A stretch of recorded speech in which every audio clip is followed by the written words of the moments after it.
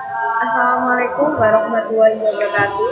Perkenalkan, nama saya Farela Rizky Akmalia dari Prodi Pendidikan Ekonomi 2020A. Di sini saya akan menjelaskan tentang sistem pembayaran. Pengertian sistem pembayaran, sistem yang berkaitan dengan pemindahan sejumlah nilai uang dari satu pihak ke satu pihak yang lain. Komponen-komponen yang membentuk sistem pembayaran. Yang pertama, alat pembayaran. Setiap transaksi pembayaran memerlukan beberapa bentuk alat pembayaran yang memenuhi standar fisik, hukum, dan peraturan. Alat pembayaran dapat dikelompokkan atas alat pembayaran tunai dan alat pembayaran non-tunai. Alat pembayaran tunai contohnya sederhana dari alat pembayaran. Alat pembayaran tunai lebih banyak memakai uang kertas dan logam. Sementara itu, alat pembayaran non-tunai memerlukan penggunaan satu atau lebih untuk menyelesaikan transaksi.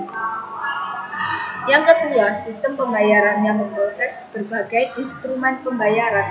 Variasi cukup banyak tergantung pada alat pembayaran yang diprosesnya. Faktor penting yang mempengaruhi pengoperasian sistem transfer dana antar bank adalah penggunaan teknologi informasi. Yang ketiga, lembaga yang memproses sistem pembayaran. A. Bank Indonesia menggunakan sistem SKNBI. Sementara itu, dengan SKNBI, Bank Indonesia melakukan clearing antar bank untuk alat pembayaran cek dan transfer kredit antar bank. B.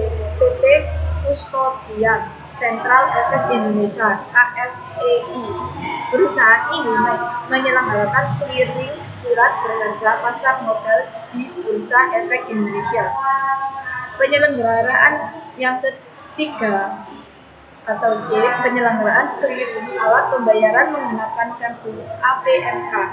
Dengan sistem ini, mereka memproses clearing APMK dan melakukan settlement pada bank atau lembaga lain yang ditunjukkan sebagai lembaga settlement. Yang keempat, saluran pembayaran.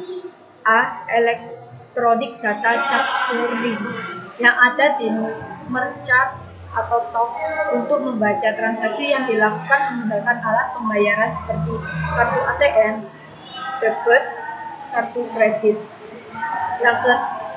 Yang B. Teller input atau petugas teller di bank yang melakukan pengiriman dana atas dasar draft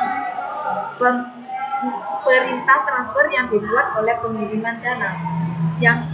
Mesin ATM, acuan tunai mandiri, pengganti teller yang dapat melanjutkan instruksi pengiriman dana.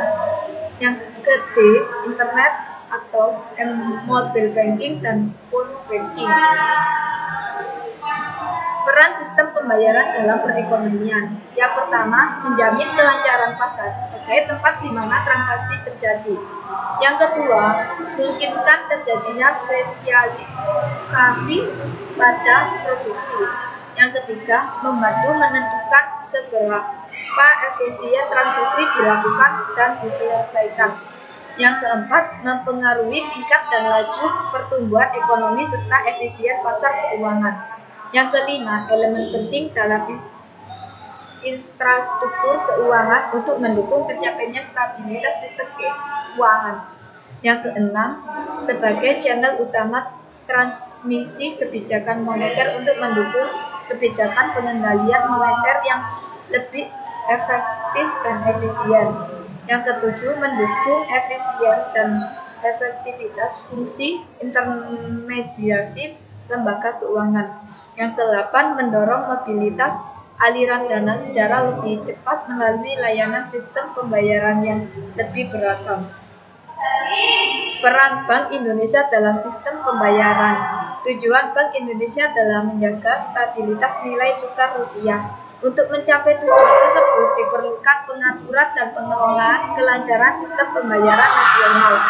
Kelancaran SPN juga perlu didukung oleh infrastruktur yang andal. Semakin lancar dan andal SPN, semakin lancar pula transmisi kebijakan moneternya Kelancaran kebijakan moneter tersebut pada akhirnya akan bermula pada stabilitas nilai tukar. Sekian dari saya. Terima kasih. Wassalamualaikum warahmatullahi wabarakatuh.